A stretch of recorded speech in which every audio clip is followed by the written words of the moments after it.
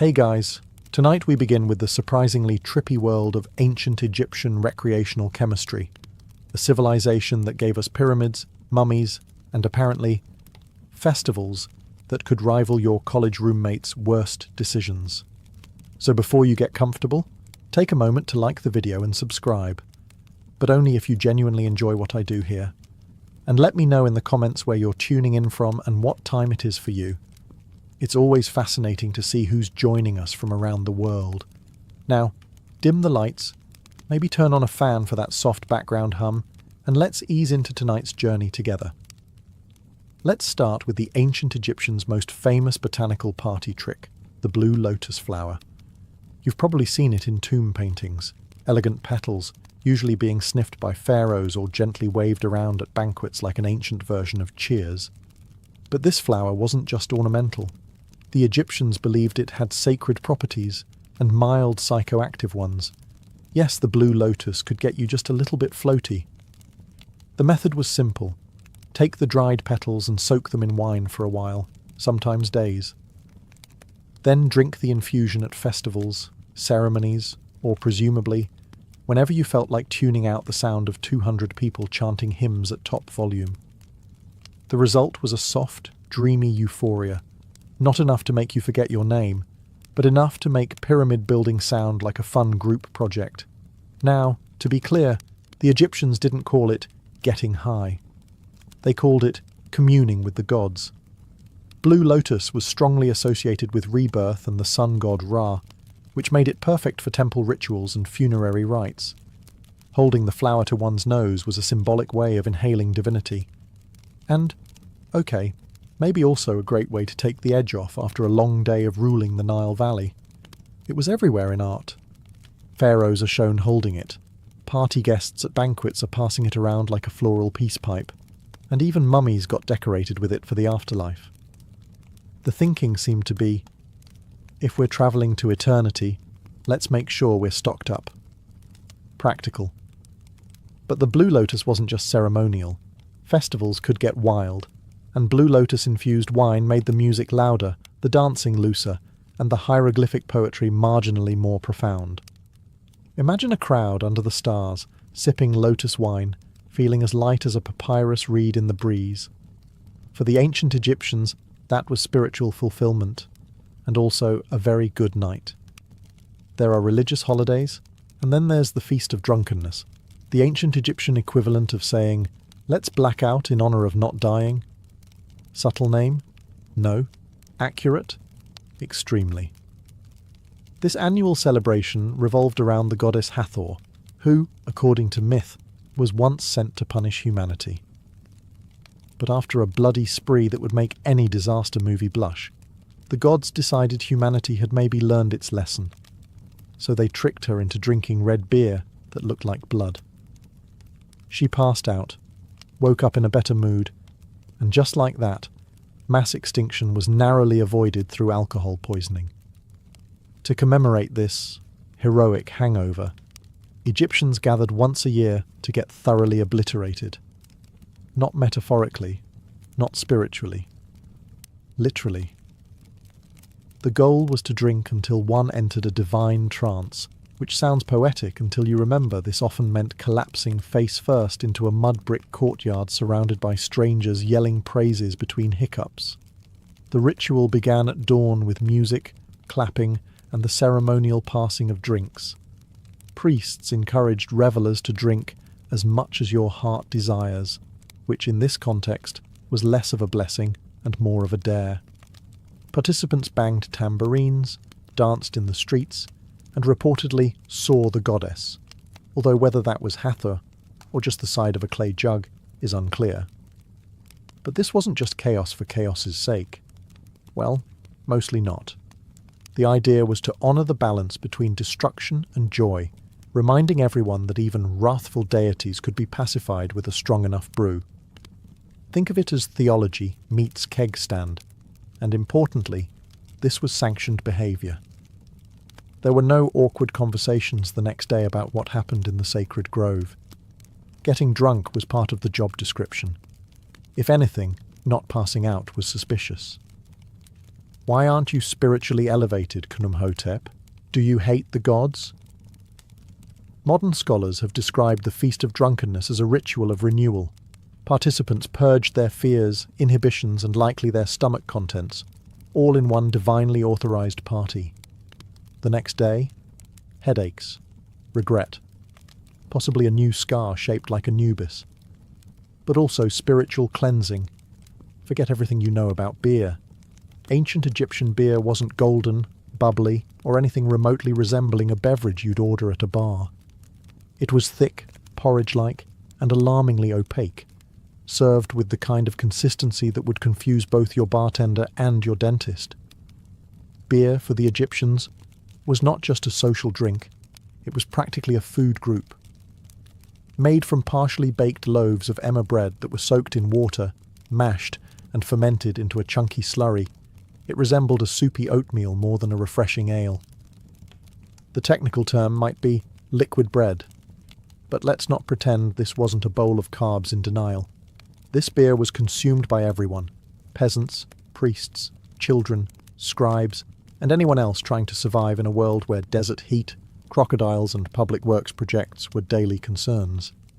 It was calorically dense, slightly intoxicating, and cheaper than anything else that didn't require chasing it down with a spear. And here's the twist: beer wasn't just for sustenance. It was often intentionally altered with herbs, spices, and other curious additives, especially during festivals or religious ceremonies. Want to commune with the gods? Add some mandrake? Want to forget the priest's speech about cosmic order? Toss in a little fermented date juice and hope for the best. Of course, hygiene was a concern, but beer had an answer for that too. Water could kill you, but beer had been boiled, fermented, and spiced. It was safer than the Nile, and often more reliable than your co-workers. In terms of strength, Egyptian beer ranged from mildly numbing to, I forgot how sandals work. While the alcohol content wasn't high by modern standards, the sheer quantity consumed made up for it. Workers on state projects like pyramid building were often paid in beer, a daily ration of several litres, which means that half of ancient Egyptian labour was fueled by liquid gluten and mild intoxication. Let's talk beer. Or rather, let's talk about a viscous, beige, bread-adjacent fluid that the ancient Egyptians cheerfully called beer, and that modern brewers would call a war crime. Egyptian beer was less refreshing beverage and more fermented soup with ambition. Made by soaking half-baked loaves of emmer bread in water, then mashing the whole affair into a lumpy stew and letting it ferment in open vats, the final product was cloudy, chunky, and distressingly chewable. Imagine oatmeal if oatmeal had opinions and a mild buzz. But despite its texture, which archaeologists generously describe as rustic, this was the drink of the people. Everyone drank it: pharaohs, priests, peasants, toddlers. Because when water might kill you and milk was suspicious at best, beer was the least deadly option with a pleasant side effect. It was calorie-dense, mildly intoxicating, and often served in communal jugs, because nothing says spiritual unity like 5 adults slurping from a pot of soggy bread water.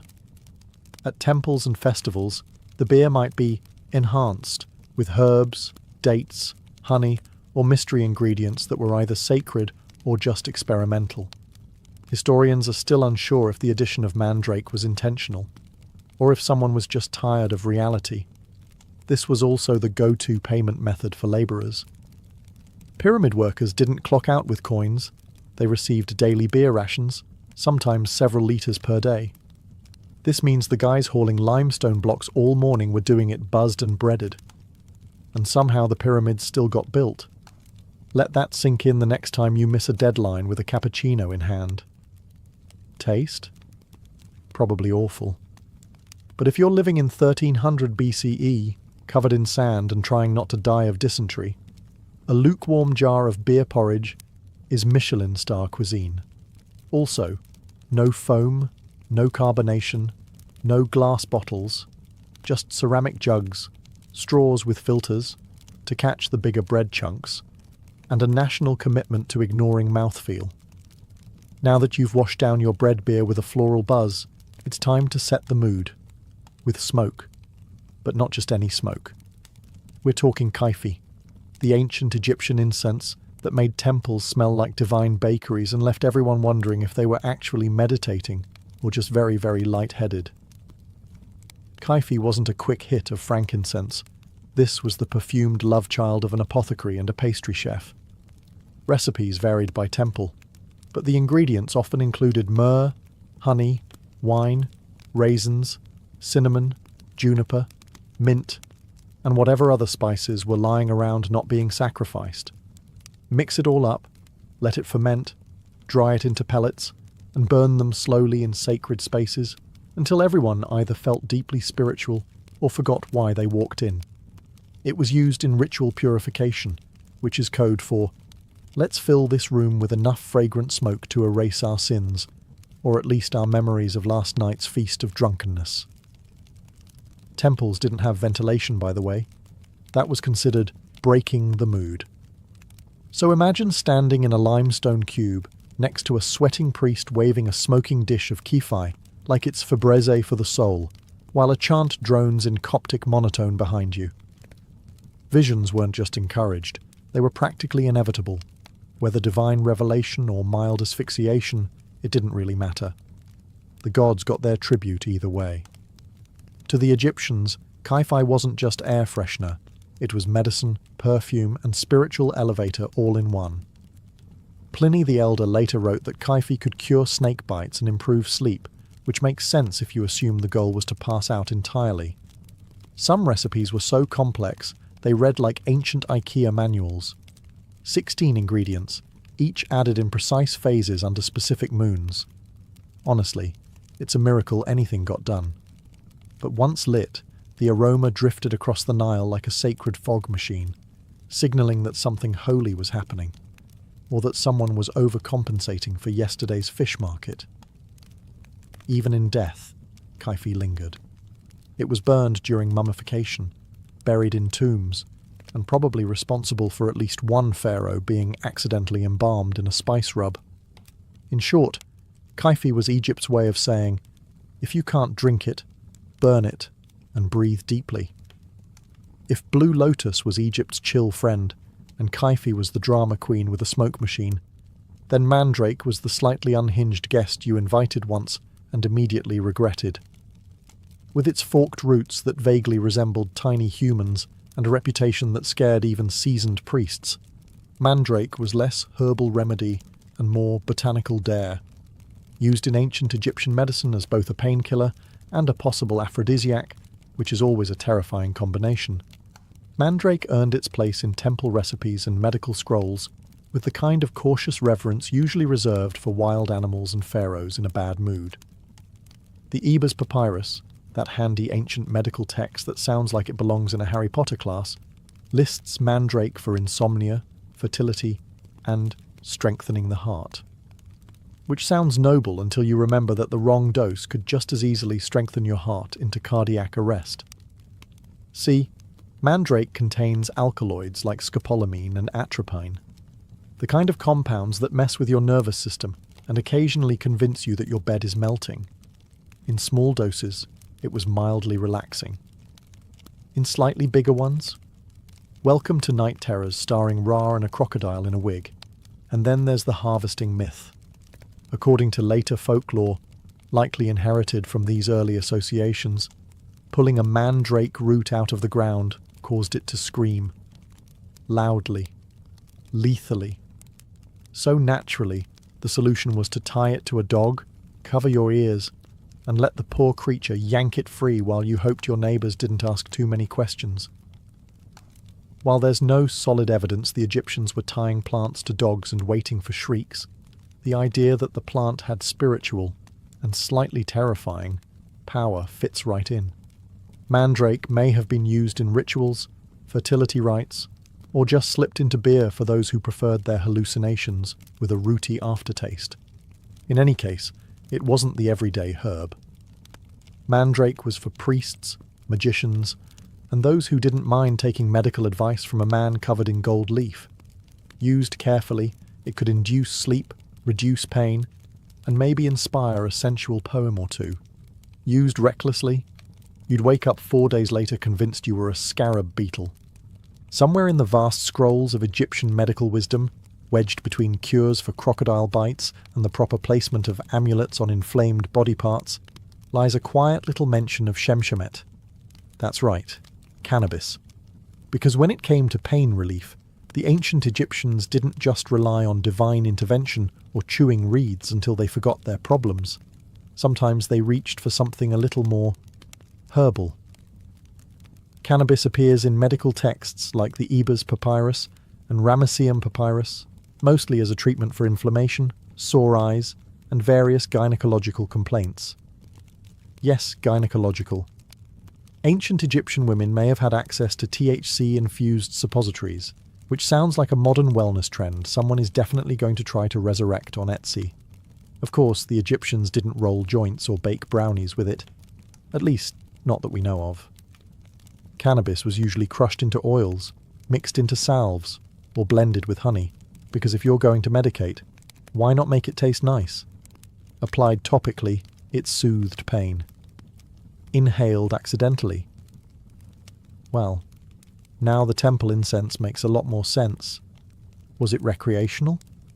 Officially, no. Unofficially, probably. When you're running a civilization in 120-degree heat with limited plumbing and a deeply unpredictable crocodile problem, no one blames you for accidentally over-medicating. And if your high priest starts talking to statues a little too confidently, well, who's to say that isn't divine wisdom? There's also physical evidence. Residue analysis from mummies and burial sites has turned up trace amounts of cannabis, along with opium and nicotine, which raises either some fascinating pharmacological questions or the world's most suspicious funeral offerings. And let's not ignore the priests. These were men trained to chant for hours, interpret dreams, and stare into incense smoke until something stared back. If their rituals involved cannabis, it wasn't for giggles. It was to facilitate communication with the gods, or at the very least, with the wall. Somewhere in the dimly lit, sweet-smelling corners of the ancient Egyptian temple pharmacy, just behind the dried lizards and holy ointments, sat the opium stash. Small, wrinkled poppy pods imported from the eastern Mediterranean, tucked away like a divine secret. Because when you've got plague, pain, and pyramid-related back injuries, sometimes prayer alone doesn't cut it. Though not native to Egypt, opium poppies likely made their debut through trade with Cyprus or Crete. The Egyptians were nothing if not enthusiastic early adopters. By the time of the New Kingdom, poppies were well on their way to becoming the ancient world's go-to sedative, a medical miracle wrapped in mild addiction. Opium didn't just dull pain, it smoothed over childbirth, calmed coughs, soothed gastrointestinal rage, and made temple chants about cosmic balance feel like they actually had a beat. Administered in drinks, pills, or occasionally as suppositories, because of course, it became the pharmaceutical equivalent of saying, "Shh, don't worry about it." Naturally, it found a home in the temple medicine cabinet, that sacred shelf where healing met holy mystery.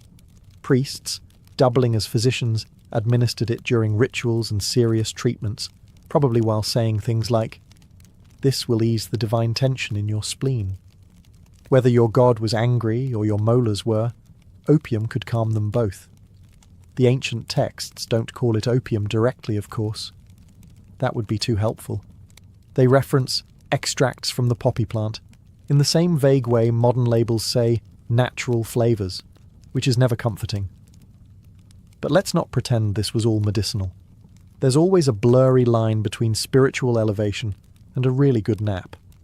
And for elite Egyptians, especially those being embalmed, opium might have been part of the final send-off.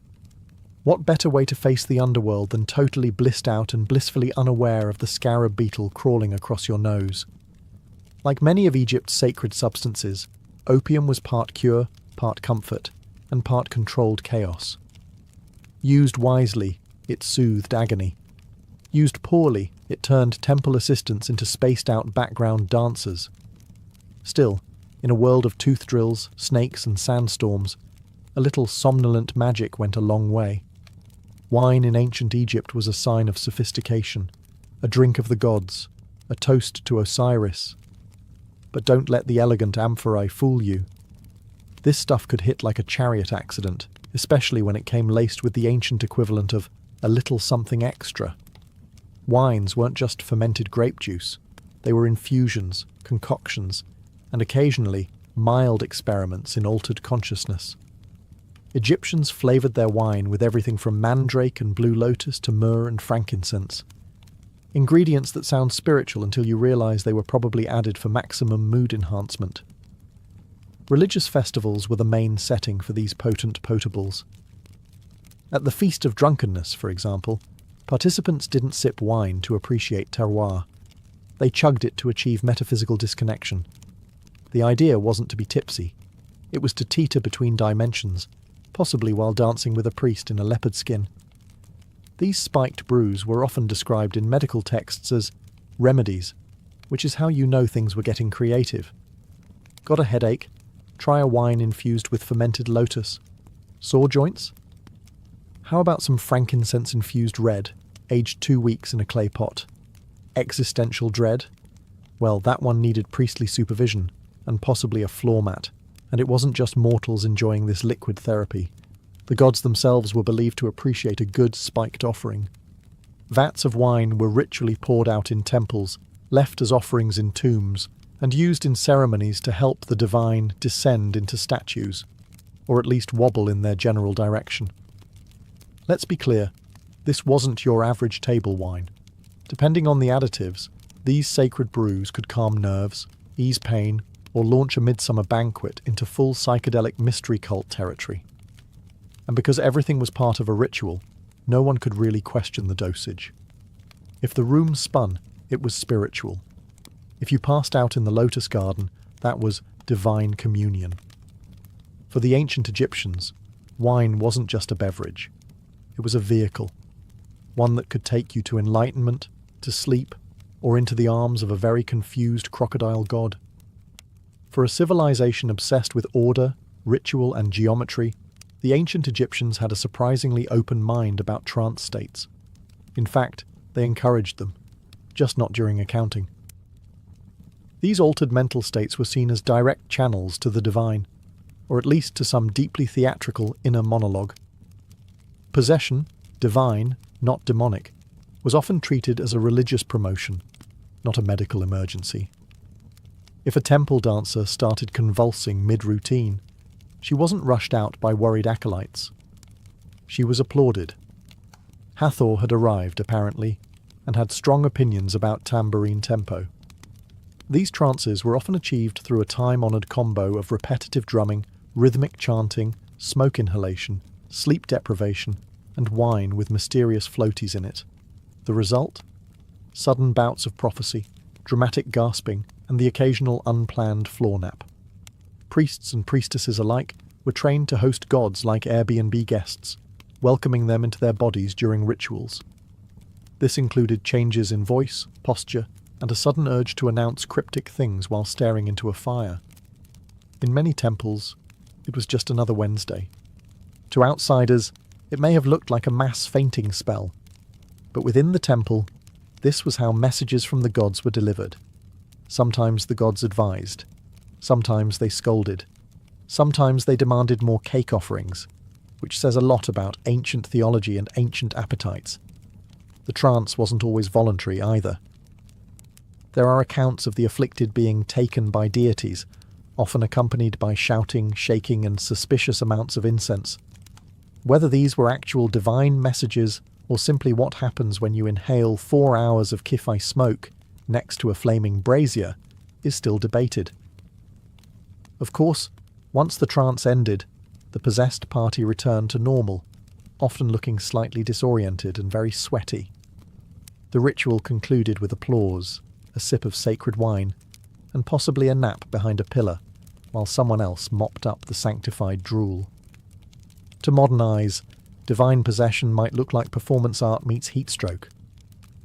But to ancient Egyptians, it was the pinnacle of religious experience, the moment when the divine broke through the sandstone barrier of reality to drop a few cryptic life tips.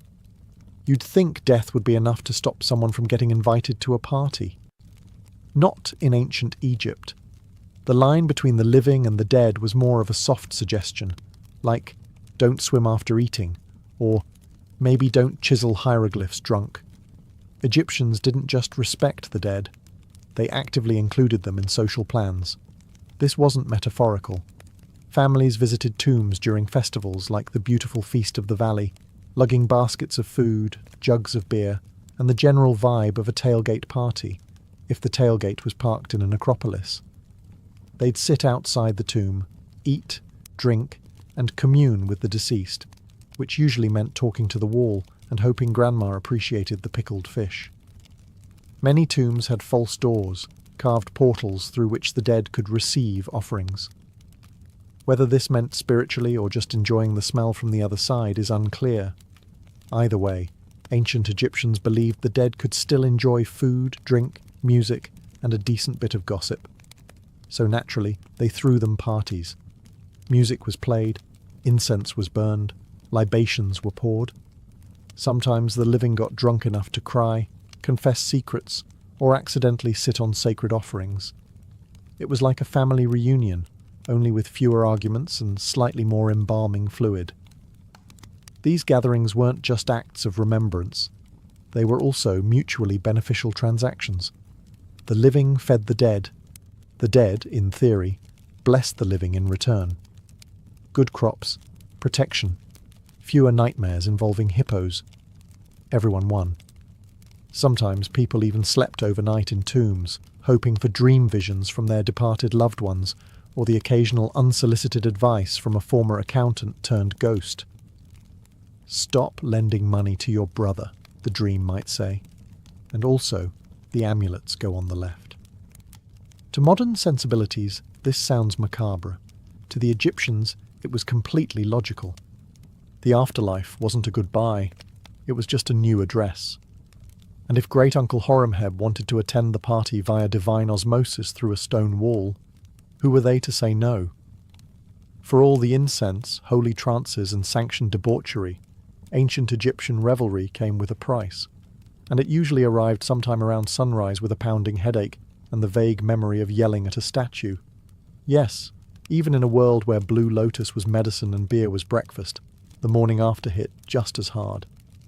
Archaeological texts are suspiciously quiet on the subject of hangovers, which is probably because no one was in the mood to write hieroglyphs when their head felt like it had been smited by Ra himself.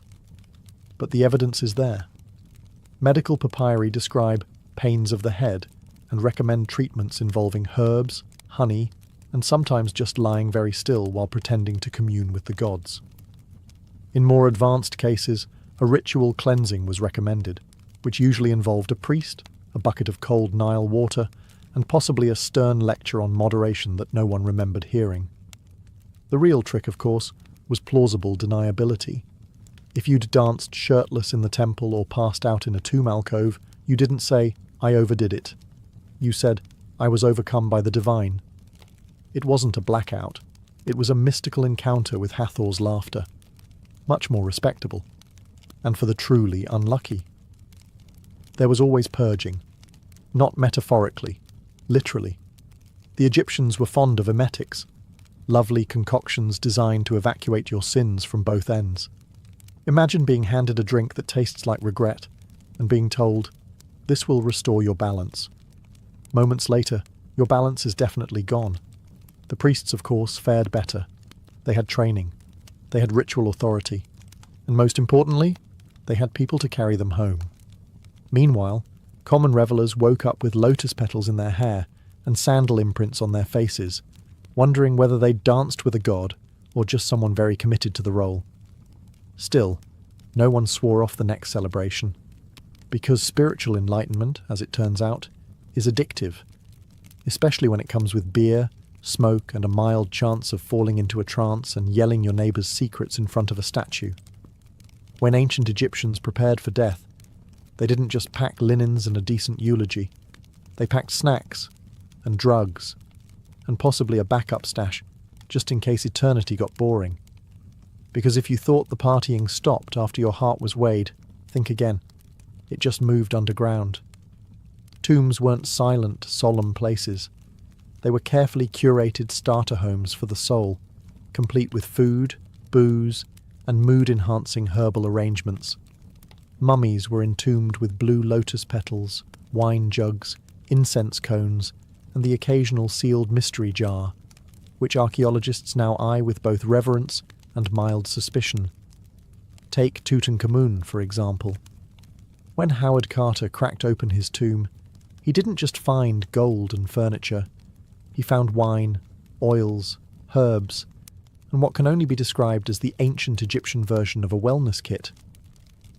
If a modern influencer were buried today, it would look disturbingly similar, minus the canopic jars. This wasn't just luxury, it was strategic.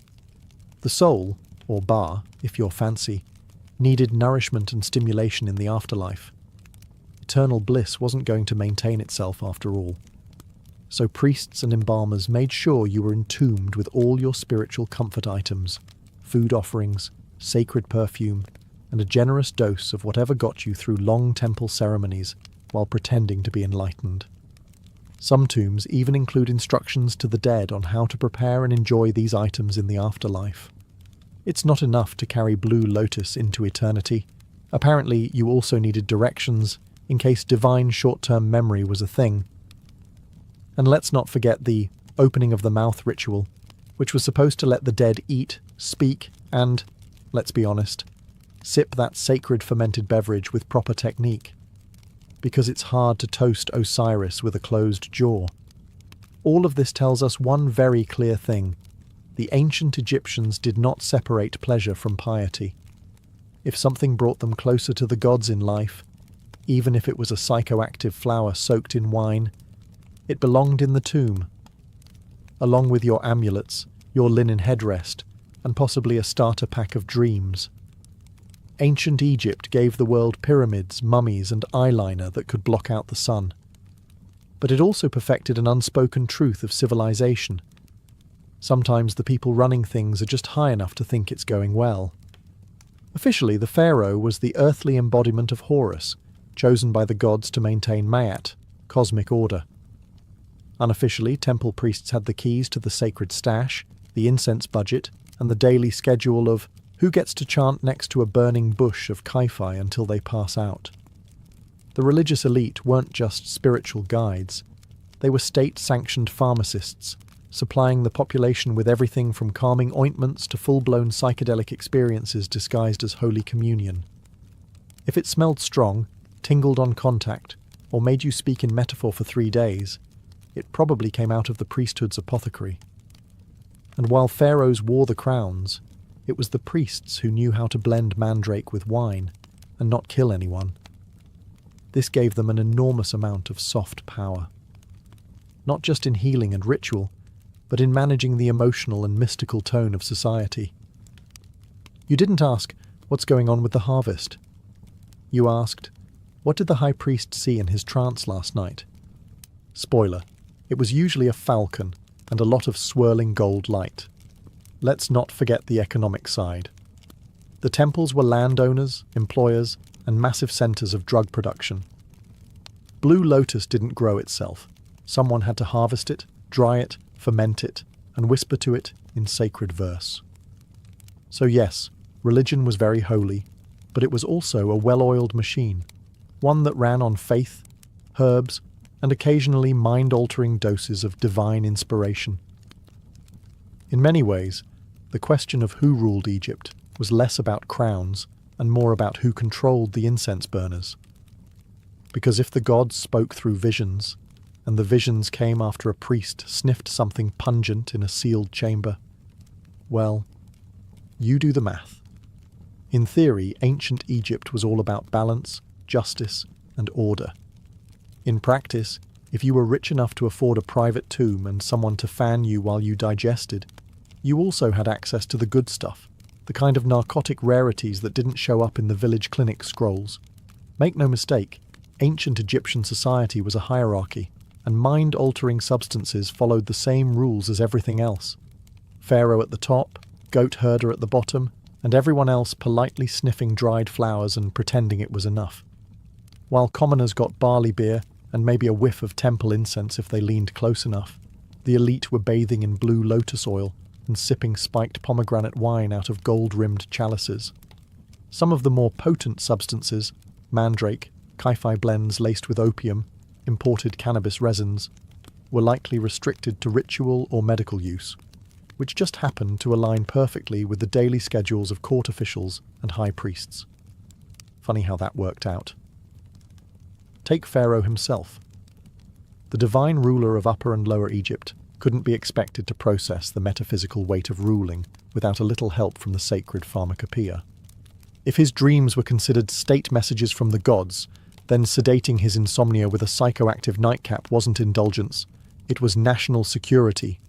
Even in death, the elite kept their stash close. Many tombs contain medicinal vials, incense cones, and wine jars with labels so vague they may as well have read, "for ceremonial purposes only." One wonders if the gods actually required that much imported poppy resin, or if Tutankhamun just liked to keep his options open. Meanwhile, the lower classes weren't exactly locked out of the experience. They just had to settle for the watered-down versions. Beer thick enough to chew, weak incense, and whatever passed for spiritual euphoria during an 18-hour shift building obelisks.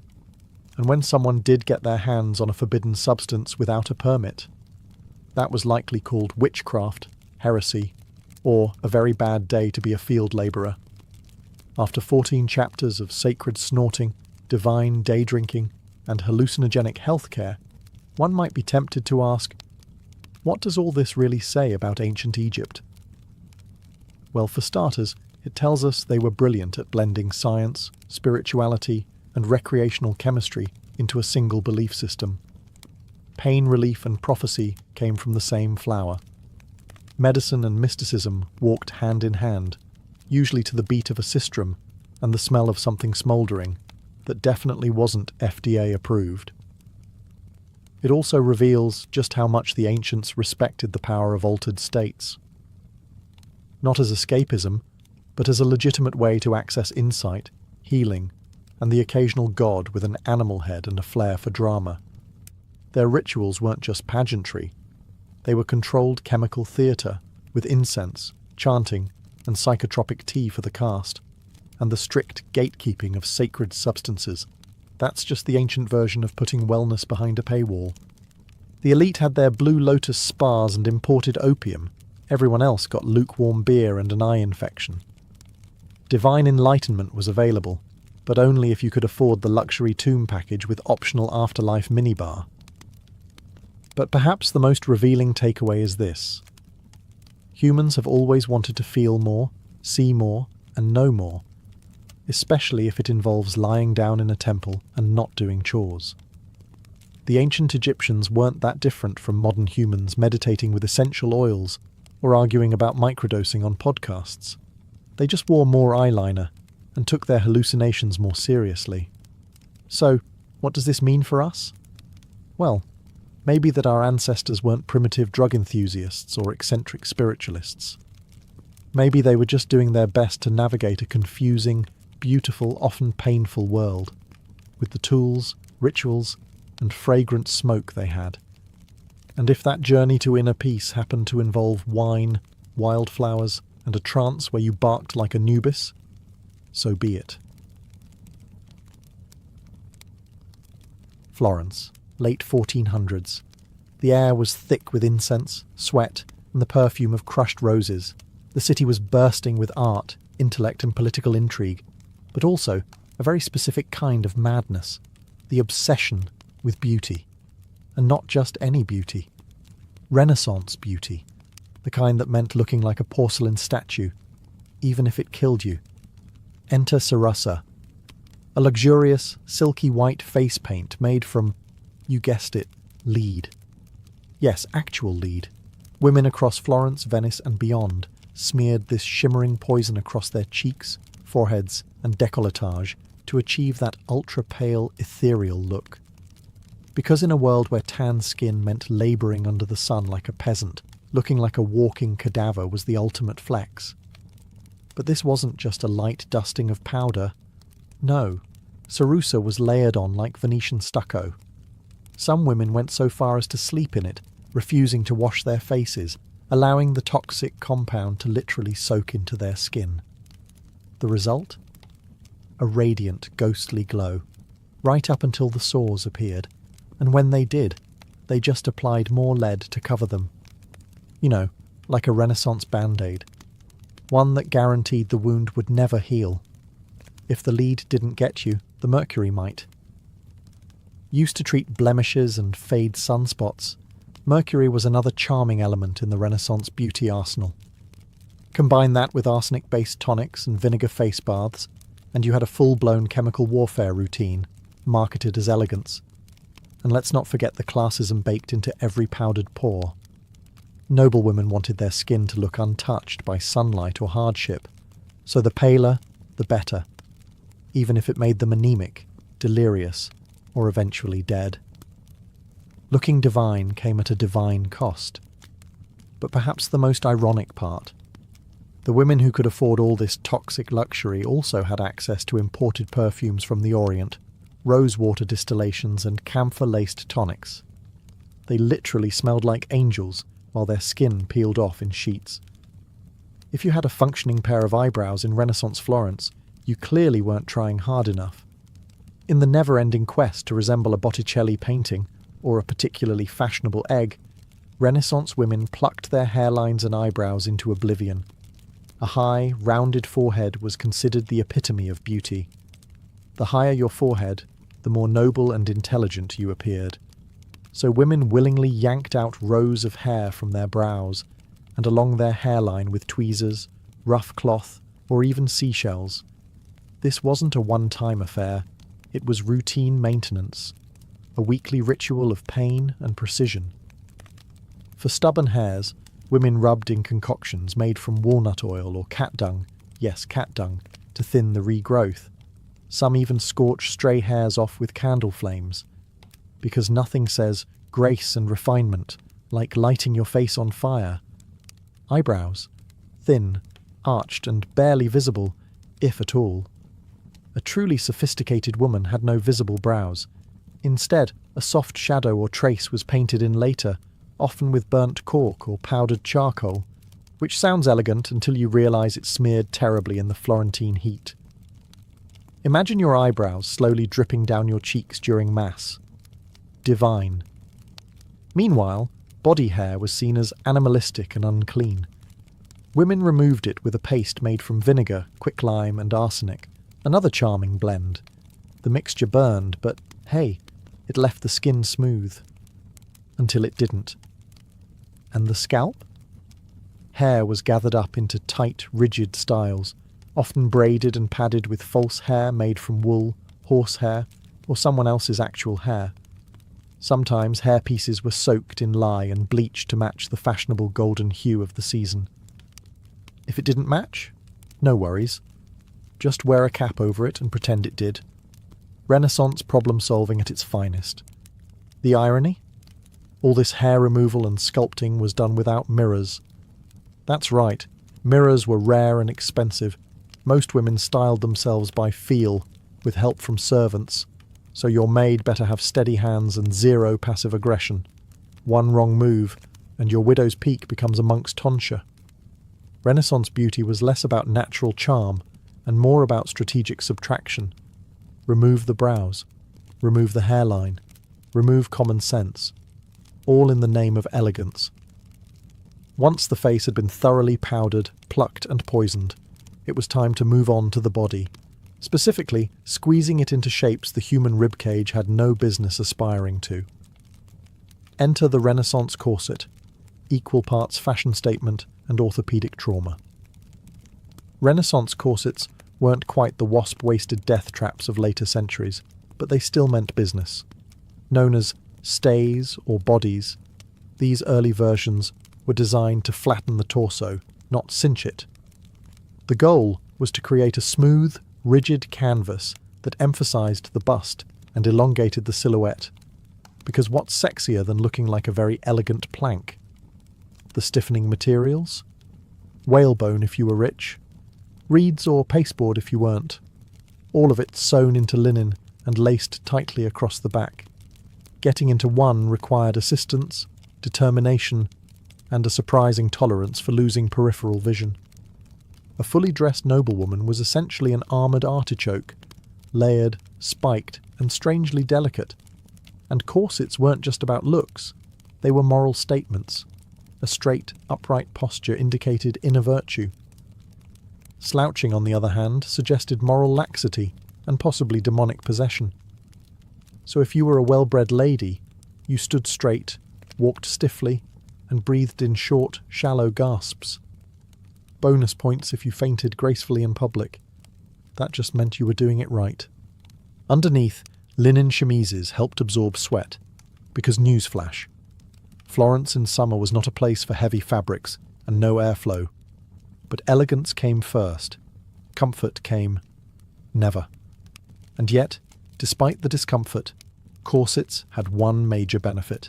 They held everything in place. Unlike modern bras that pretend to offer support while staging a quiet rebellion by noon, Renaissance stays offered the kind of structural reinforcement usually reserved for bridges.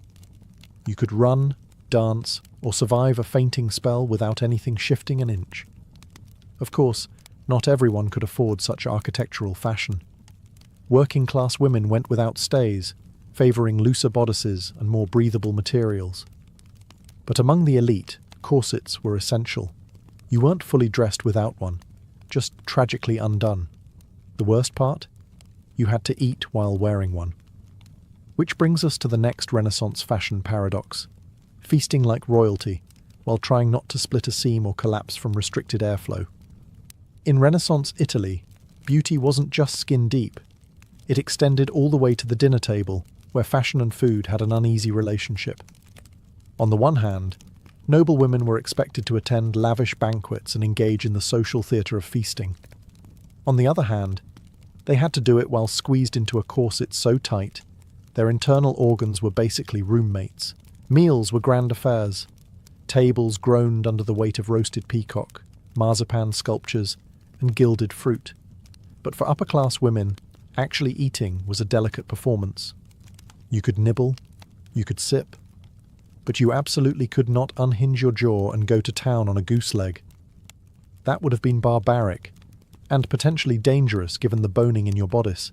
Instead, you were expected to take dainty bites, keep your back straight, and smile through the growing pressure in your ribs. Sometimes the act of sitting upright for hours and pretending to enjoy cold eel pie was enough to trigger a fainting spell, which, frankly, only added to the aesthetic. Pale, breathless, and collapsing into the arms of a handsome courtier. Très chic. Of course, this polite self-starvation had limits. Many noblewomen were secretly ravenous by the time they reached their private chambers, where they could finally remove the corset and devour a hidden stash of sweetmeats or leftover cheese. Yes, even Renaissance beauty queens had midnight snacks. They just couldn't admit it. And there were rules even for those. Certain foods were believed to affect the complexion. Cucumbers were discouraged. They made the skin watery. Wine was encouraged. It flushed the cheeks with colour. Some ladies even drank vinegar tonics to stay trim, because nothing says high fashion like ruining your gut lining. There was also the matter of digestion.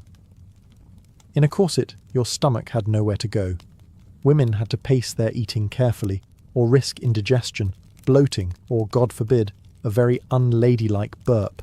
The horror. So while men got to recline, drink heavily, and argue about Dante, women mastered the art of elegant restraint, eating just enough to seem sociable, but never enough to ruin the line of their gown. Once the face was painted, the hair plucked, the corset tightened, and the food politely nibbled, it was time to smell expensive. In Renaissance Florence, your scent wasn't just a finishing touch, it was a social weapon. A noblewoman's fragrance was as carefully curated as her lineage, and failing to smell like imported luxury was basically a scandal. The Renaissance nose had standards. Common folk might reek of garlic, goat, and existential dread, but the elite, they wafted through salons and basilicas trailing clouds of rosewater, musk, ambergris, and exotic spices. If you walked past a duchess and didn't feel mildly intoxicated by her scent, she wasn't trying hard enough. perfume was big business. Italy, especially Venice, was the European hub for distillation, but the most coveted ingredients came from farther afield. Frankincense from Arabia, myrrh from Ethiopia, cinnamon from Ceylon, and ambergris, a waxy, oddly pleasant-smelling substance from the intestines of sperm whales. It was outrageously expensive and wildly fashionable. Basically the Renaissance equivalent of dabbing yourself with designer whale bath. These perfumes weren't just for pulse points. They were soaked into gloves, stitched into dress linings, and sprayed onto handkerchiefs that ladies would flutter dramatically whenever someone less hygienic came too close, which was often. Streets were filthy. People bathed irregularly. Perfume wasn't a luxury, it was armour. And for the ambitious beauty, scent layering was essential. First came the scented bath, usually a rinse of rosewater or camphor. Then a dusting of crushed violet petals, followed by an oil rubbed into the temples or wrists, and finally, a heavy mist of whatever concoction your apothecary swore would make men weep and rivals faint. Some even wore pomanders, delicate perforated orbs filled with aromatic herbs, around the neck or waist. Others dangled them from their belts, like olfactory warning bells. Approach with caution. I smell of cinnamon and judgment. But these potions weren't always benign. Some perfumes contained turpentine, or tinctures so strong they could trigger headaches, nausea, or fainting. One wrong blend and you went from seductive to insufferable. Still, the right fragrance could open doors, or at least noses. A woman who smelled divine had power. Power to entrance, distract, or just to survive a crowd of unwashed poets. If Renaissance beauty was a battlefield, then fashion was the armour, and Florence was its glittering war zone. The fabric you wore didn't just say something about you, it screamed, it sang. It flounced down the street declaring your family's wealth, your husband's rank, and whether or not you had any shame in bankrupting him for a sleeve. Velvet was the crown jewel. Imported, dyed and woven with the kind of care usually reserved for saints' relics, velvet was thick, heavy, and absurdly expensive. Wearing it in summer, a true power move. You were hot, yes, but you were important. Then came brocade. Not content with mere colour, brocade brought patterns into the picture. Lions, vines, even entire religious scenes woven in gold thread. And we're not talking about subtle accents. These were gowns that could double as altarpieces. The more intricate the design, the more time and money it took, which meant the more smugly you could nod at other women's inferior sleeves. Sleeves, by the way, were detachable. A practical feature turned competitive sport. Wealthy women owned entire wardrobes of sleeves to mix and match, flaunting them like today's designer handbags. Embroidered, puffed, slashed, pearl-encrusted. Some sleeves were so elaborate they needed their own storage system. And occasionally, their own servants. Colours were coded too. Deep blues and crimsons were made with rare dyes, like lapis lazuli and cochineal. Pigments so expensive they were locked away like treasure. Only the rich could afford these hues, and sumptuary laws in places like Florence tried, and failed, to restrict certain colours to the nobility. But laws are boring. Dresses were not. Even the underlayers were ornate. Chemises were trimmed with lace. Petticoats peeked out in silken flashes. And girdles, belt-like accessories, weren't just decorative. Some were studded with gems and hidden pockets for perfume, prayer books, or possibly revenge notes. But all this fashion came at a price, literally. A single gown could cost more than a year's wages for a craftsman, and yet noble women didn't just have these gowns, they needed them.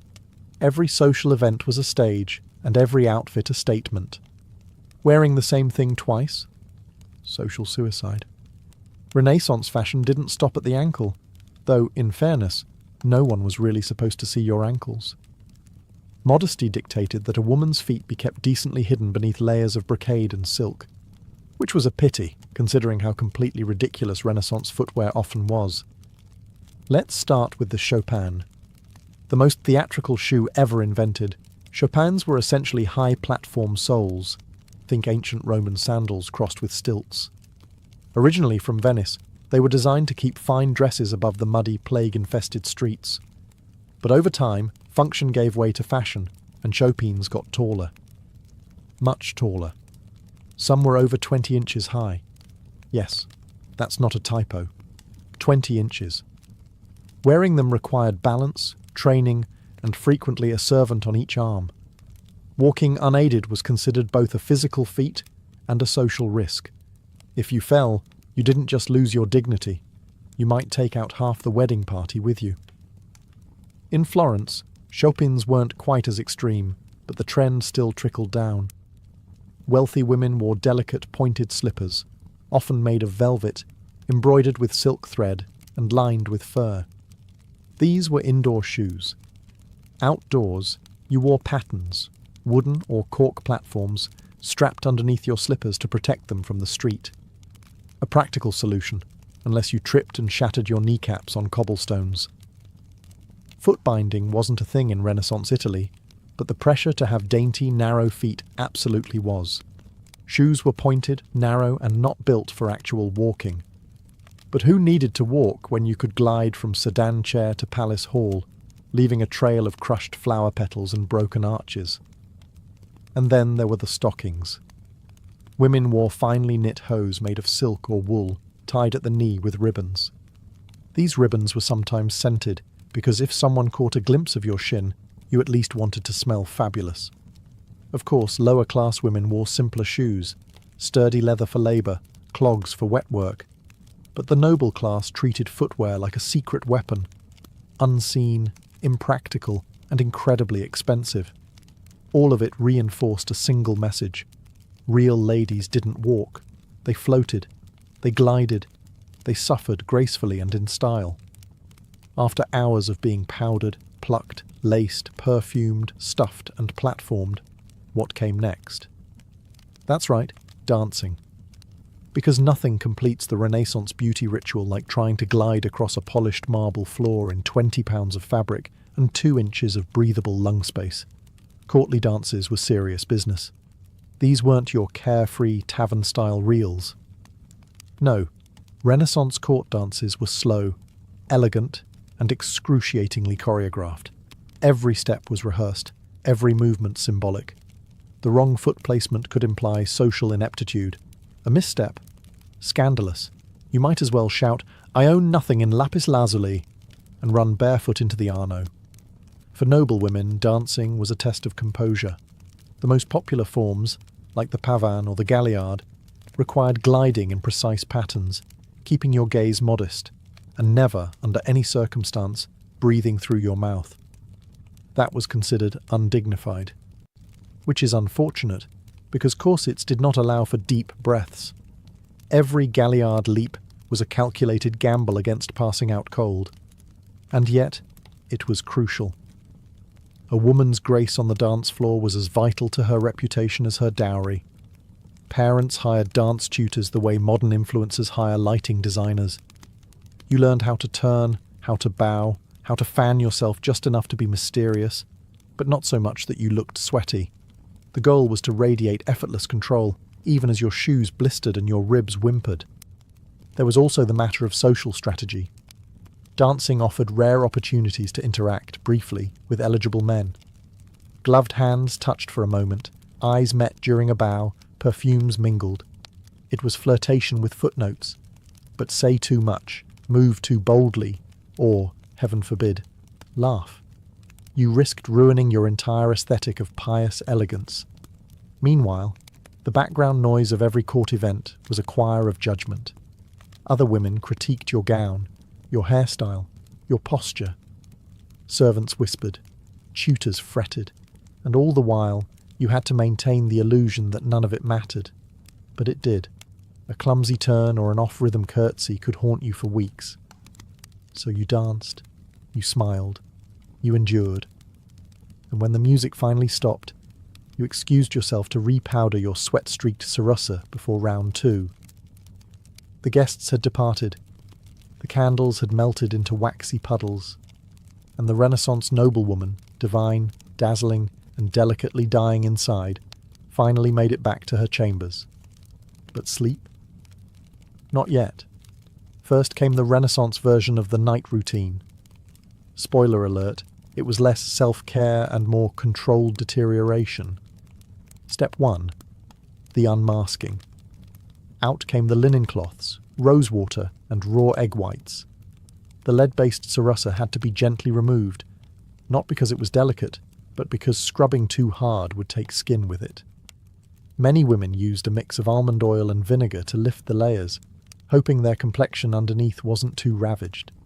Spoiler, it usually was. Then came the hair, or what was left of it. Carefully, the pins and fake braids were uncoiled. Any adhesive used to keep forehead wigs in place had to be dissolved with herbal tonics. Ladies hoped the cat dung and quicklime they used for hair removal earlier in the week hadn't left bald patches. No pressure. Next, the corset unlacing, a spiritual experience, one that usually involved gasping, groaning, and possibly an audible crunch as ribs regained their original shape. Women could finally breathe. Not deeply, but enough to sigh in relief and maybe whisper, "Never again," for the 100th time. The feet were peeled out of slippers, revealing the crushed remains of what used to be toes. If you were lucky, your servant brought a basin of warm water with lavender or rosemary to soak them. If not, you just stared at your feet and wondered if you'd ever feel joy again. Finally, you were rubbed down with sweet oils, or, if you were particularly devout or paranoid, an alchemical tonic promising to preserve your youth. Never mind that it smelled like old copper and probably contained powdered beetles. Beauty is pain. Also possibly pestilence. And then, at last, the candle was blown out. Not with a huff, still too improper, but a delicate puff, like you were apologizing to the flame. You lay back, hairline 2 inches farther back than it was last year, skin slightly more ghostly than the day before, lungs recovering from corset trauma. But tomorrow, you'd do it all again. Because in Renaissance Florence, beauty wasn't just a look, it was a lifestyle. A full-time, high-stakes performance with no intermission. And the audience? Everyone. Before Irizumi became linked to crime syndicates and back-alley parlours, tattoos in Japan carried a far more complex and layered identity, one deeply rooted in honour, mythology, and labour. Long before the Edo period, Japanese tattoos were used as punitive marks, burned or etched into criminals' faces and arms to permanently brand them as outcasts. But by the 1600s, these crude symbols had evolved into something far more intricate, something closer to art, devotion, and even spiritual armour. In Edo Japan, society was rigidly structured. Class divisions were clear. Samurai had swords. Merchants had rules. Everyone else? They had restrictions. The Tokugawa shogunate enforced strict codes on dress and behaviour, especially for the lower classes.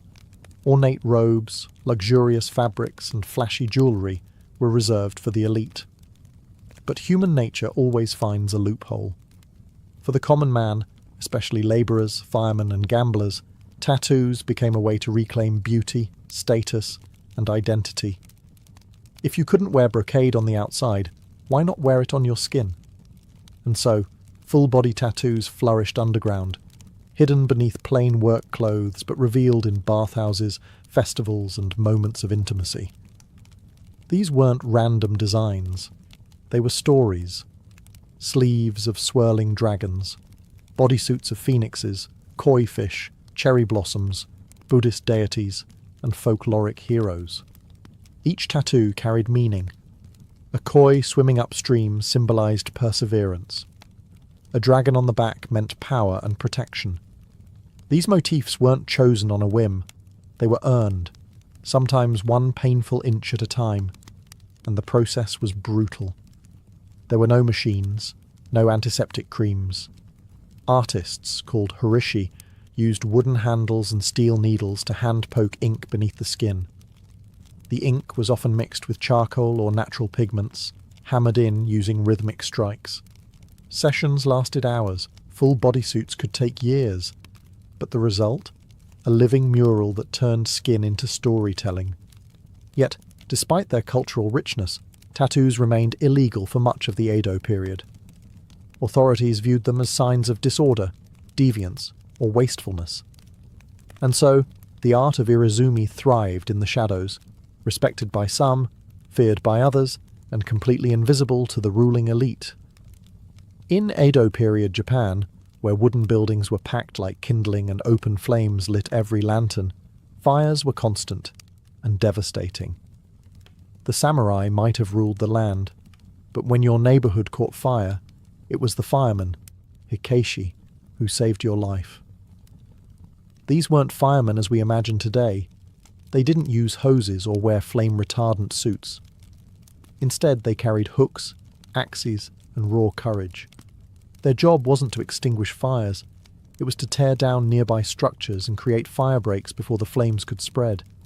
This meant climbing onto burning rooftops and dismantling homes by hand, often while embers rained from the sky. Naturally, these men developed a culture of bravado, toughness, and brotherhood, and central to that culture was tattooing. Full-body tattoos, Irezumi Horimono, became a badge of honor among the Hikeishi. Not only were they stunning displays of strength and endurance, they were deeply symbolic. Dragons for power, tigers for courage, gods and demons for spiritual protection. When a fireman stripped off his uniform to reveal a full suit of swirling ink, it wasn't vanity, it was armor. And the pain? It was part of the point. Sitting for hundreds of hours while needles punctured the skin was a rite of passage. If you could endure that, you could face down an inferno. The tattoos weren't just decoration. They were proof of fearlessness, commitment, and pain endured for the good of the group. Some crews even shared themes with all members sporting similar motifs to reflect unity. You'd see entire teams marked with identical dragons across their backs, or coordinated waves and blossoms swirling down their arms. This wasn't gang behavior. It was solidarity, brotherhood forged through smoke and fire. But it wasn't legal. Tattoos were still frowned upon by the authorities, seen as vulgar or wasteful, especially for public servants. So the Hikeishi wore their ink beneath their clothes, only revealed in private bathhouses or celebratory festivals, where their role as local heroes gave them a pass, at least temporarily. Ironically, these same men were admired in their neighborhoods and feared by the elite. Their tattoos were marks of danger to some, of devotion to others. Beyond the fire brigades and labor crews, another group embraced the painful elegance of Irezumi, the gamblers, rogues, and thrill-seekers of Edo's underground. These were the drifters of the ukiyo, the floating world, a term that described both the pleasure quarters and the transient nature of existence itself. And in that fleeting world, tattoos were a language of risk, identity, and rebellion. Many of these men were bakuto, professional gamblers who roamed the country with dice, cards, and an uncanny ability to separate samurai from their stipends. While the bakuto had no formal organization at first, they lived by their own codes of loyalty, honor, and toughness. In a society that relegated them to the fringes, tattoos became a way to reclaim dignity, to turn a marginal life into one of meaning, one needle prick at a time. Their tattoos were bold, provocative, and unapologetically visible in the right settings. Peonies, fierce warriors, gods of fortune, and snakes slithered across their torsos. These weren't the quiet, contemplative inkings of monks or the civic pride of firemen. These were power statements. Visual declarations that said, "I don't follow your rules, I live by my own." Many designs referenced famous characters from Japanese folklore and kabuki theatre, heroes like Sakata Kintoki, Minamoto no Yoshitsune, or even mythical rebels who challenged authority. The more outrageous the figure, the more admired the tattoo. It wasn't just skin-deep symbolism. It was branding in a society where no one handed you a name unless you fought for it. And yet, despite their outsider status, these men were crucial to the underground economy. They lent money, maintained order in red-light districts, and developed early proto-Yakuza structures. Their tattoos became both a badge and a warning: loyalty within, danger without. Tattooing shops flourished in this world, not always marked with signs, but known through whispers and connections.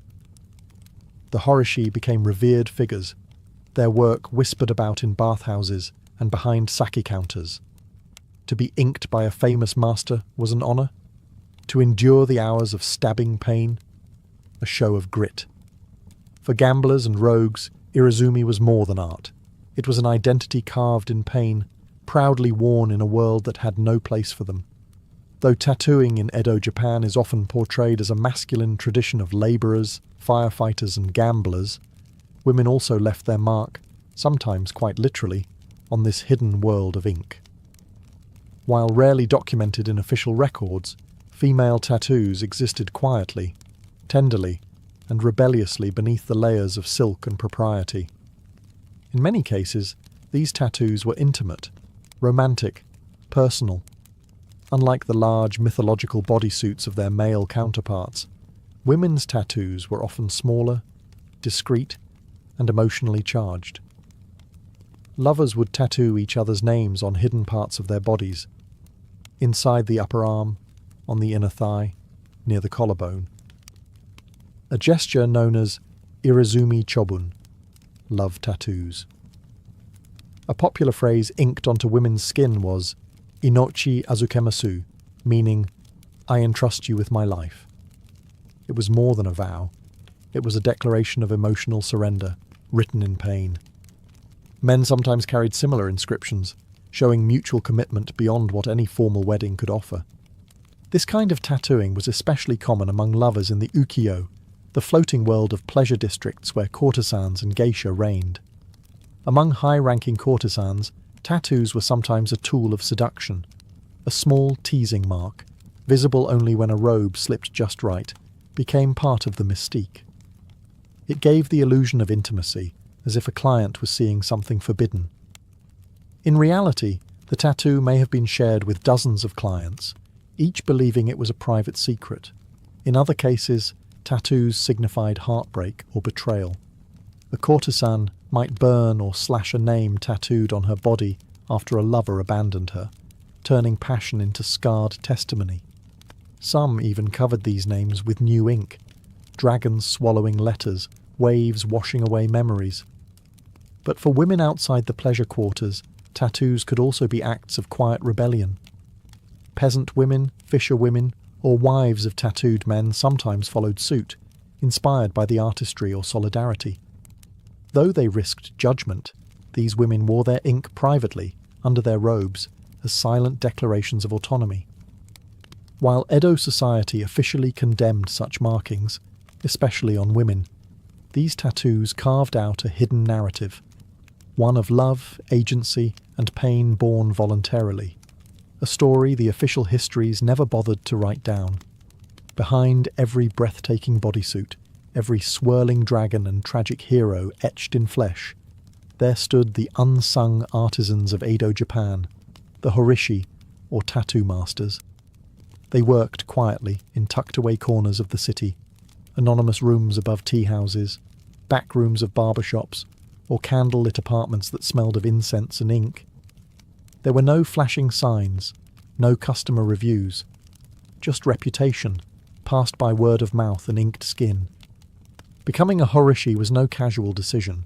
It took years of training, usually through apprenticeship under a master. The tools were basic: wooden handles with clusters of steel needles at the tip, dipped into a thick black ink called sumi, made from soot and animal glue. The technique? Painstakingly slow and deeply painful. The needles were jabbed rhythmically into the skin by hand, often with a bamboo mallet. This process, called tabori, required steady hands, infinite patience, and the mental endurance of a monk. But horishi weren't just craftsmen. They were storytellers, historians, psychologists. A good tattoo master had to understand not only how to tattoo, but what to tattoo. Every design carried meaning. A cherry blossom fading into waves, the transience of life, a tiger climbing a mountain, bravery in the face of impossible odds. The client might bring a request, but the horishi would decide the placement, the balance, the soul of the piece. Clients would return over and over, sometimes for years, to complete their full suit. A bodyscape that stretched from shoulder to thigh, across the back, down the arms, and often stopping just above the wrist and neckline. This wasn't random. Tattoos had to remain hidden beneath daily clothing to avoid trouble with the authorities. Some horishi signed their work, not visibly, but secretly, within the folds of a dragon's tail, or hidden in the petals of a lotus. These subtle signatures became a badge of pride, recognizable only to those in the know.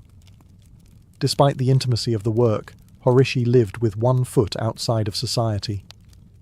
Their clientele were often firemen, gamblers, courtesans, people outside the elite. So the artists too lived on the edge, revered by the underground, invisible to the powerful. Irizumi wasn't just something you wore, it was something you survived. Every line, every shade, every drop of colour came at a price, measured in hours of motionless endurance and days of aching flesh. In Edo, Japan, the pain of tattooing wasn't a drawback. It was the entire point. Tebori, the traditional hand-poked method used by horishi, was brutal by design. The artist would dip the cluster of needles into sumi ink, then tap them rhythmically into the skin using a wooden stick or mallet. The process was slow, incredibly slow. A single outline could take hours. A full-body tattoo might require years of regular sessions, each lasting half a day or more. There were no numbing creams, no mercy. Only the sound of steady tapping and the raw sting of every puncture. But the pain was more than physical. It was symbolic. It separated the dilettantes from the devoted. It was a test of will, patience, and mental control. Clients didn't just receive tattoos. They earned them, and the endurance it took to sit through these sessions became a badge of honour, often discussed with quiet pride in bathhouses and taverns. Firefighters believed that the agony strengthened their courage. Gamblers viewed it as a test of luck and loyalty. Courtesans and lovers took on the pain as a symbol of their emotional depth. For some, it was a punishment. For others, purification. There was a spiritual dimension to it as well. Enduring pain was seen as a kind of self-discipline, similar to fasting or meditation. Buddhist themes were common in Irizumi, not just because of their aesthetic value, but because they reflected ideas of suffering, rebirth, and enlightenment. With each completed session, a person didn't just come closer to finishing a tattoo, they came closer to transformation. And there were rules. You couldn't flinch, you couldn't cry out. Moving too much could ruin the design or earn you a scolding from the horishi. Only the most serious clients completed their full bodysuit, known as munewari, with a chest panel left blank to avoid shocking society if the robe fell open. In a world where the elite wore silk and status, the tattooed wore pain and permanence. Every inch of an Edo tattoo told a story. These weren't random designs picked from a menu. They were mythologies mapped onto the body. Carefully chosen symbols, each one with layered meanings, encoded in swirling ink that stretched from shoulder to ankle. For the tattooed in Edo, Japan, the body became a canvas of personal folklore. Take the koi fish, for example. It wasn't just decorative. A koi swimming upstream represented strength, determination, and the willingness to face impossible odds. According to legend, a koi that reached the top of the waterfall became a dragon. It was the perfect metaphor for a man trying to climb his way out of the lower classes, to prove something the world refused to see. Dragons were everywhere, but they weren't the fire-breathing monsters of Western myth. They were protectors, spiritual guardians, powerful, wise, and deeply tied to the forces of nature. A dragon coiling across the back wasn't meant to intimidate. It was meant to shield, a constant, unseen presence between your skin and the world. Peonies symbolized bravery with a touch of elegance. Tigers stood for ferocity and resolve. Waves meant life's unpredictability. Demons and ghosts.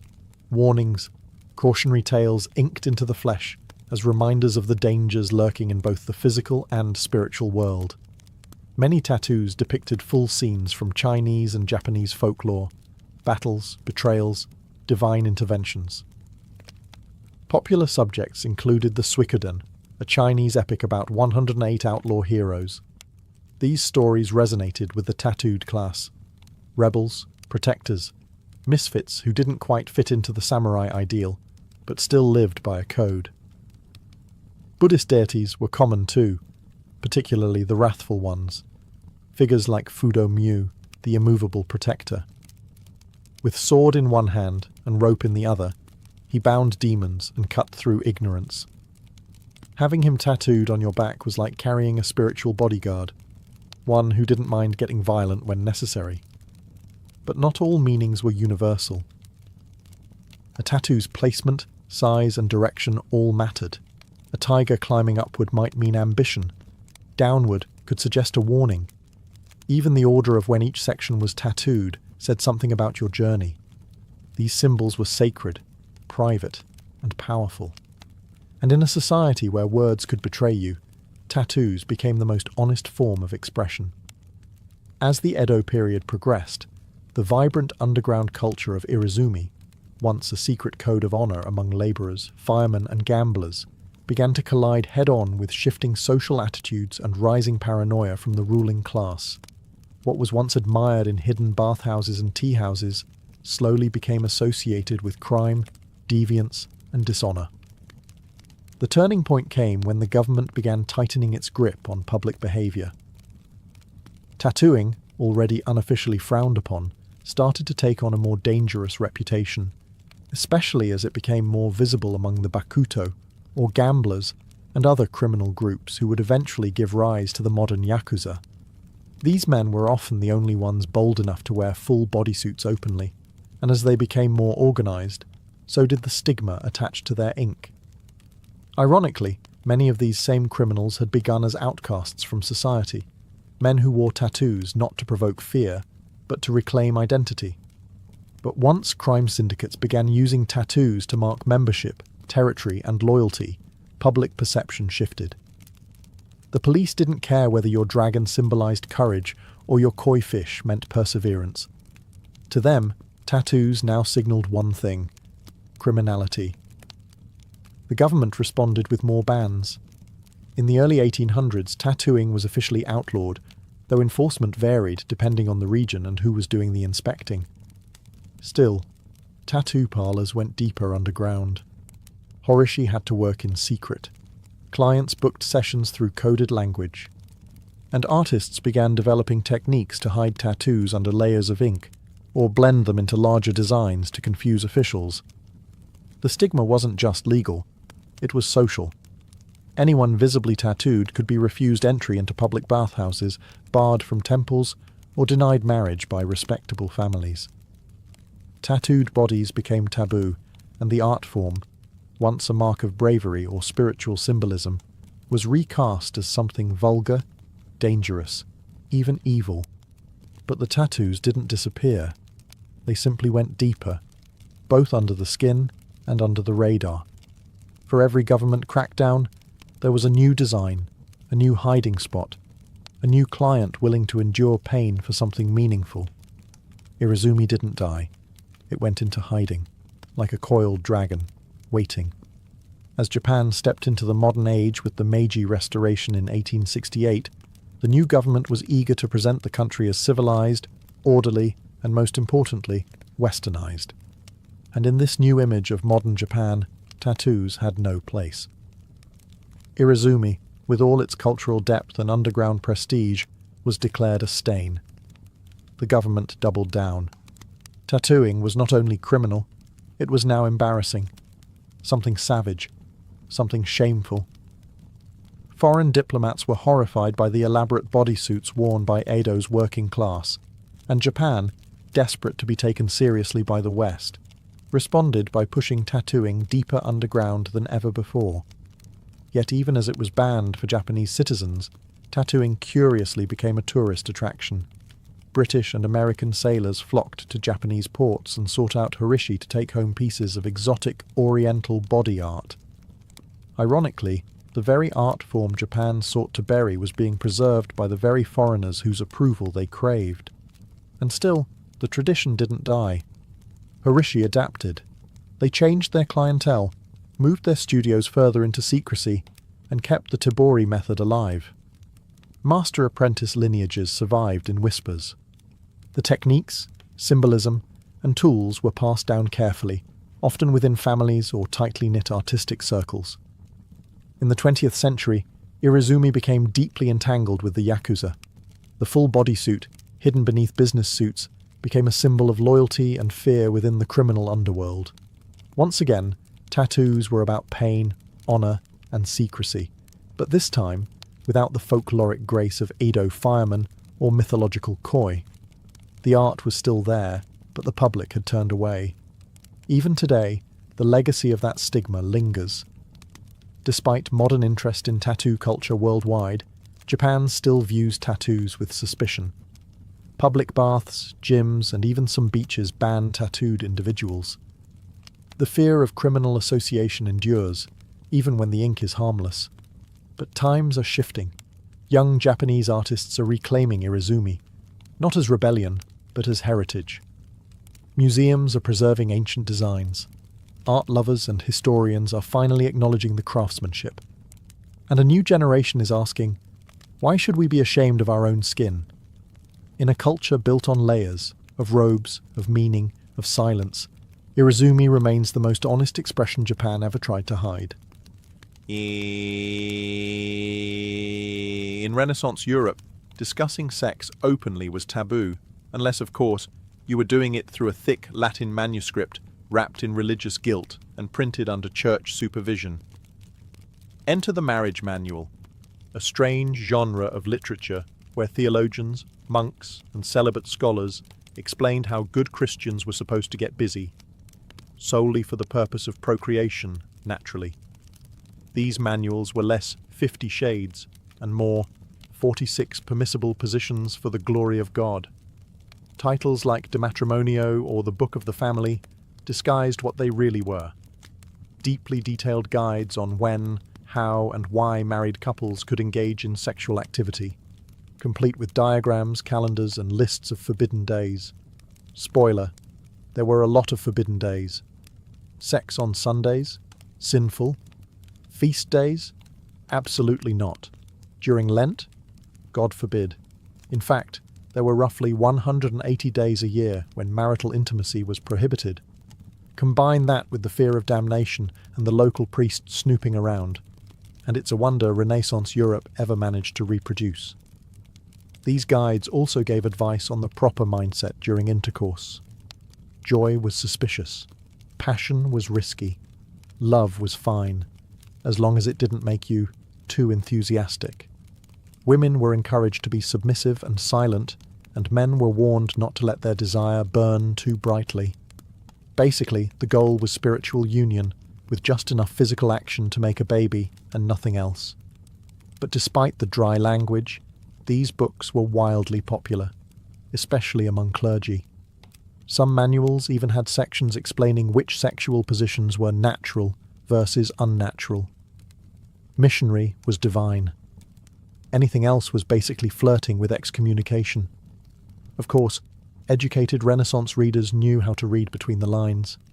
These books were some of the only texts that acknowledged sex at all, so people devoured them, not necessarily for pious reasons. A marriage manual on your shelf was totally acceptable. What you highlighted in it was your business. Ironically, the strict moral codes these books promoted only made people more curious about what lay beyond them.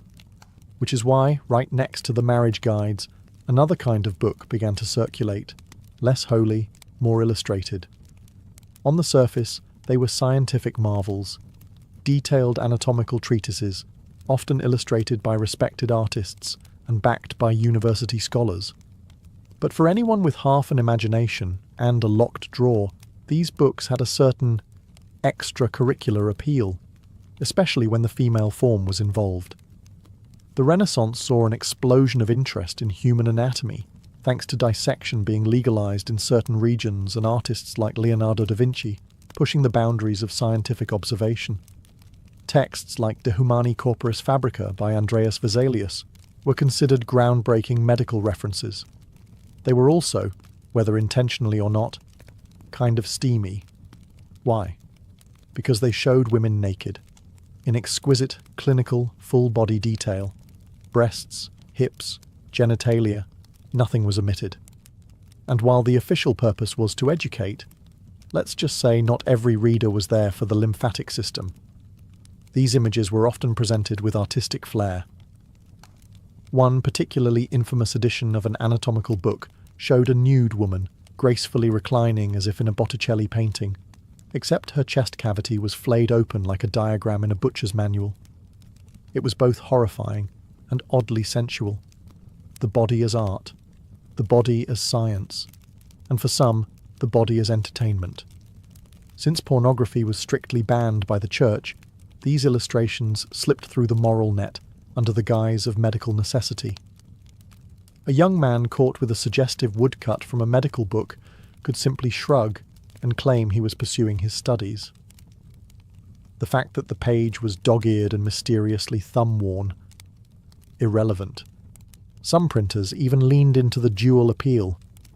Certain editions were produced with extra attention to the female form, featuring idealized nudes that blended anatomy with eroticism.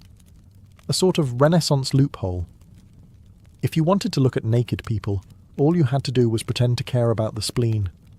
And these weren't back-alley publications. They were printed by respected presses, collected in university libraries, and cited by physicians. But between the dry Latin and muscle diagrams, there was just enough soft-core temptation to keep readers flipping pages with slightly more enthusiasm than necessary. Of course, not all forbidden books were pretending to be scientific. Some didn't even bother to hide it. By the mid-Renaissance, a new kind of book began appearing in private collections, ones that didn't bother with anatomical dissection or theological loopholes. These were full-blown love manuals, half etiquette guide, half soft seduction playbook. They were written for the well-bred nobleman or lady who wanted to flirt without falling directly into hell. Unlike the dry, rule-bound marriage manuals sanctioned by the church, love manuals revelled in ambiguity.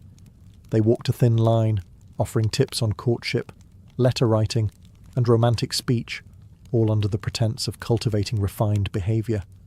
But between the lines, they dripped with innuendo. These books taught the art of the glance, the science of sighing in someone's direction, the importance of hand placement during a slow court dance. They offered sample dialogues, thinly disguised pick-up lines, for situations like encountering a duchess in a garden, or complimenting a lady's lute playing without offending her chaperone. One popular genre was the epistolary romance, collections of fictional love letters between imaginary nobles, usually with names like Count Lorenzo and Lady Fiorella. These were meant to model virtuous behaviour, but many letters veered suspiciously close to fantasy. You could practically hear the bodices tightening and the gloves slowly coming off. Some of these manuals even included miniature poems and riddles, just enough to feel cultured, just vague enough to be interpreted as scandalous. The Renaissance reader loved double meanings, and love manuals delivered them in elegant, rhyming couplets. And let's not forget the advice on grooming. One manual suggested men keep their fingernails clean and teeth white, so that a woman when kissed feels neither scratched nor offended. Others reminded ladies to maintain fresh breath and avoid onions before a romantic conversation.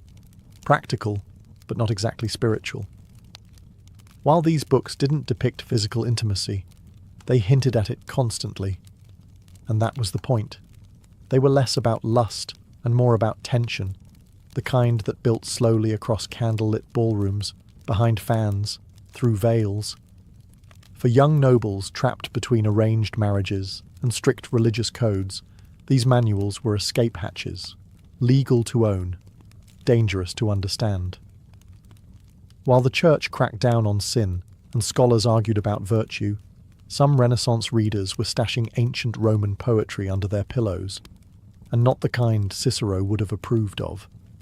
Ovid's Ars Amatoria, The Art of Love, was one of the most widely circulated forbidden texts of the Renaissance. Technically a Roman classic, it offered a step-by-step guide to seduction, from spotting a lover at the theatre to how to feign jealousy just enough to keep things spicy. It was witty, elegant, and totally immoral by church standards. Naturally, it was extremely popular. Educated men, and some very determined women, kept copies of Ovid hidden behind Bibles or bound in blank covers to pass unnoticed. Marginalia in some surviving copies includes notes like, "Try this at Carnival" and "Worked on Cecilia," because who said Latin had to be boring? Then there was The Golden Ass by Apuleius, a novel that slipped under the radar thanks to its mythological storyline, but included vivid scenes of transformation, lust, and the occasional talking donkey. It was technically a spiritual allegory. It was also erotica with a toga on. Even more daring were translations of Greek and Arabic love poetry, many of which emphasized sensual pleasure as a path to enlightenment.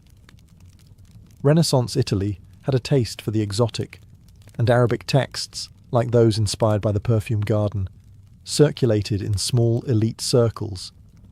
These weren't openly sold, but if you had the right connections and enough gold, a copy might find its way to your study. Booksellers knew how to play the game.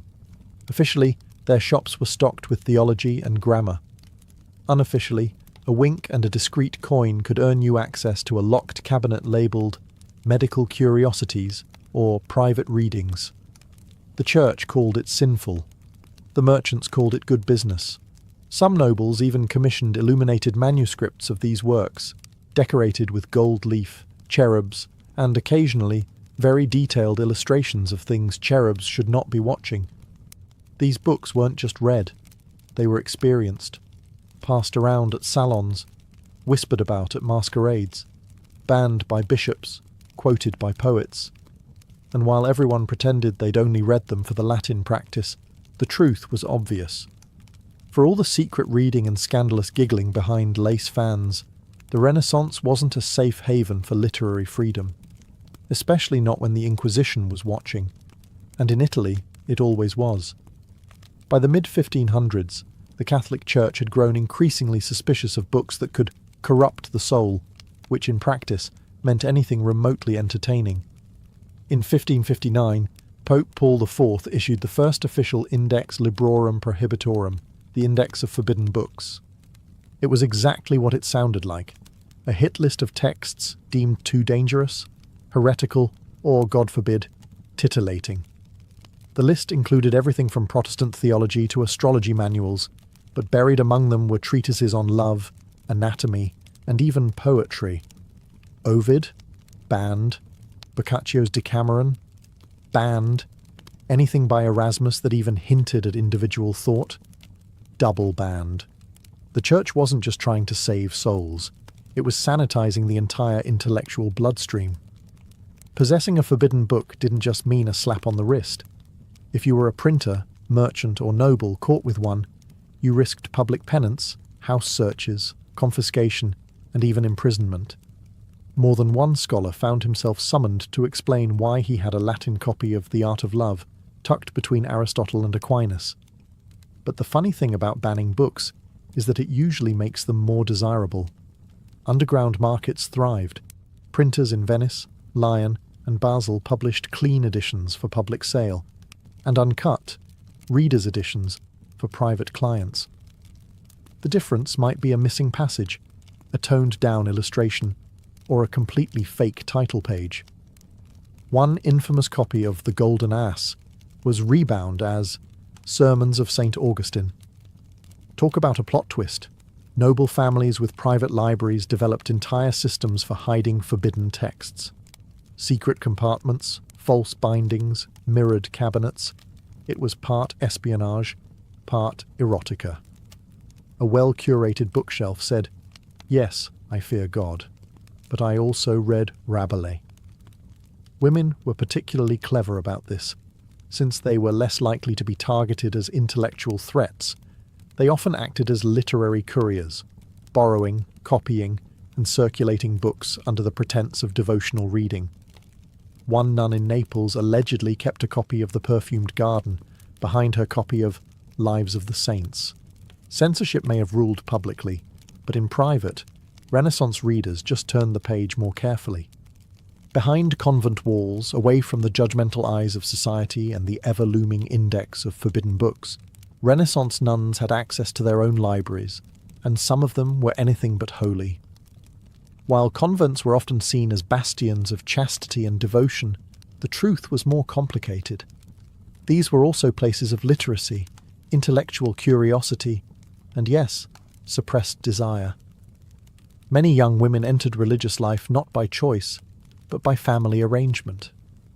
Too expensive to marry off? Send her to the nuns? Too outspoken?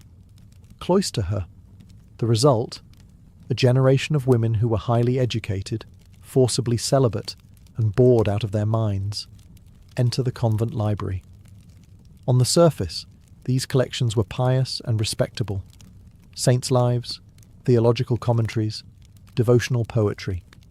But dig deeper, and you'd find marginalia scrawled in the corners, entire passages underlined with suspicious enthusiasm, and in some cases, handwritten copies of banned love poetry tucked discreetly between prayer books.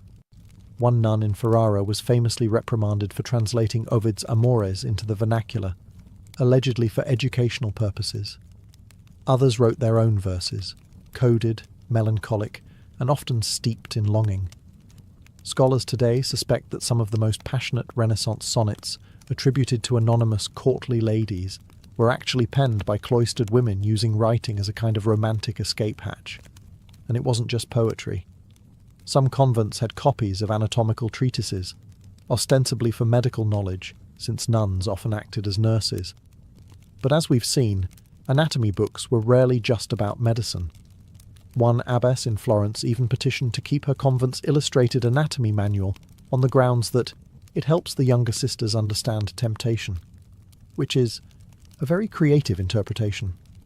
Of course, the church tried to regulate what was read behind those walls, but literacy meant autonomy, and autonomy meant subversion.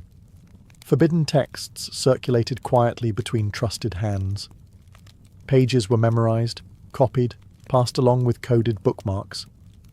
The scent of ink and vellum became, for some, more intoxicating than incense. In the silence of evening, after vespers and confession, a young nun might light a candle and open a worn book, not of scripture, but of something warmer. A poem, a story, a stolen fragment of a world she'd never touch, but could still imagine. Because sometimes, the most forbidden books weren't about lust. They were about freedom. Not all forbidden books were kept in libraries or chained to monastery shelves.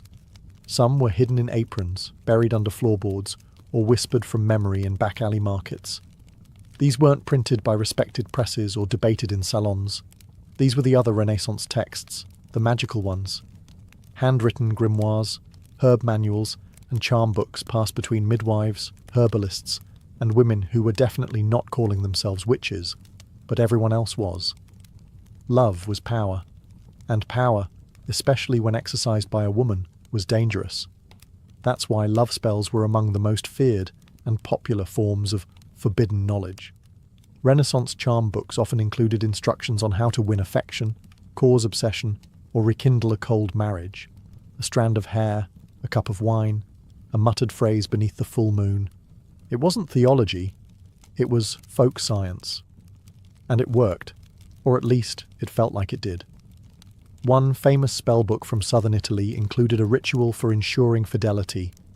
Sow a pinch of dried basil into your lover's doublet, whisper their name 3 times, and sprinkle rose water on their pillow. If they dreamed of you that night, the magic had taken hold. If they didn't, well, there were stronger measures. Aphrodisiacs were another staple of these underground texts. Recipes blended Renaissance botany with medieval imagination. Cinnamon, anise, ground oysters, mandrake root. Sometimes effective, sometimes toxic. One apothecary's manual cheerfully recommended a mixture of honey, wine, and powdered stag antler to awaken the fires of Venus. He failed to mention the violent nosebleeds.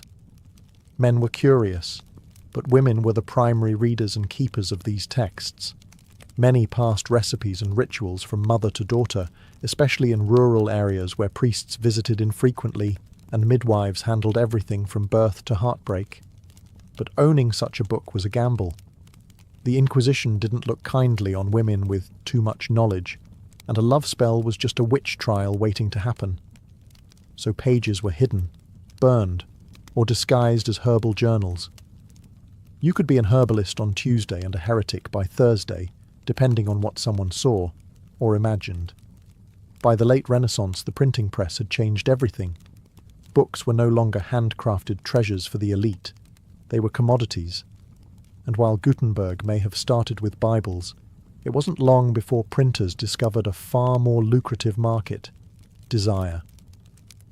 Venice became the capital of this quiet revolution. It had the perfect mix of wealth, lenient censors, and a healthy appetite for vice. Hidden behind religious tracts and scholarly commentaries, small, privately circulated books began to appear. Books that weren't coy about their contents. They didn't pretend to be anatomy manuals. They didn't disguise poetry as devotion. These were explicit, illustrated, and ready to shock. One of the most infamous of these was I Modi, translated as The Positions. Originally created by engraver Marcantonio Raimondi, with illustrations by Giulio Romano, it depicted 16 scenes of explicit intimacy. Each engraving was paired with poetic verses by Pietro Aretino, whose sharp wit and even sharper tongue earned him a reputation as the Renaissance's first pornographer. Needless to say, the church was not amused. I Modi was immediately banned. Plates were seized, copies destroyed. Raimondi was arrested. But the damage, or depending on your perspective, the innovation, was done. The idea that you could use the printing press for erotica had been unleashed, and it wasn't going back in the bottle. Underground presses sprang up across Europe, printing slim volumes of love poetry, scandalous tales, and sometimes outright smut. These weren't mass-produced.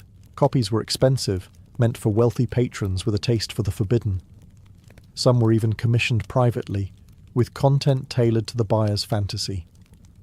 Think of it as custom Renaissance fan fiction. Printers developed clever tricks to avoid detection. Fake title pages, false publishing locations, printed in Constantinople, or Latin phrases that made the books look like harmless philosophy. In reality, they were often illustrated with woodcuts or copper engravings that made anatomy textbooks look tame. For the right price, you could have a book that thrilled, amused, or shocked, without ever admitting you owned it. Many nobles kept theirs in cabinets with special keys. Some had bindings that, when shelved, looked like dictionaries or psalters. The printing press didn't just democratize knowledge, it made lust portable. And with every new title, Renaissance readers got one step closer to something revolutionary: pleasure without permission. By the end of the Renaissance, the line between education, entertainment, and seduction had blurred beyond recognition. What began as anatomical curiosity or theological instruction had transformed into a secret bookshelf of longing, one that crossed gender, class, and even religious boundaries. And that's precisely what made it so dangerous. To the church, these books represented moral decay. To scholars, they were intellectual experiments. But to the people actually reading them, noblewomen, students, nuns, even merchants, they were something else entirely: power. Not the kind won on a battlefield or in a courtroom, but the quieter, more subversive kind that starts in the margins of a book. In an age where women's bodies were controlled, their voices silenced, and their desires shamed, these books offered an alternative script, a place where love wasn't always arranged, where pleasure could be named, and where curiosity didn't have to be confessed in Latin. Whether it was a love spell hidden in a herb manual, a censored sonnet copied by hand, or a banned poem read by candlelight, each was a rebellion in disguise. And let's not forget the men. For all the public bravado and church-sponsored guilt, they were buying these books too. Philosophers who debated virtue by day might go home and read The Golden Ass with a glass of wine. Priests who condemned lust from the pulpit sometimes kept a copy of Ovid tucked beneath their cassocks. Human nature, after all, has always been good at compartmentalizing. The forbidden bookshelf wasn't just a Renaissance quirk, it was a reflection of a world wrestling with change. The printing press had opened Pandora's box. Literacy was spreading. Ideas were getting harder to control. And once people realized that books could make them feel something, deeply, privately, even sinfully, there was no going back. Most of these books didn't survive intact. They were burned, hidden, miscatalogued. But some did. They sit today in museum vaults and rare bookrooms, fragile and foxed with age, still humming with the echoes of secrets whispered across centuries. Because the Renaissance wasn't just a rebirth of art and science. It was a rebirth of desire. And in between the sermons and sculptures, the forbidden books tell us everything the marble couldn't.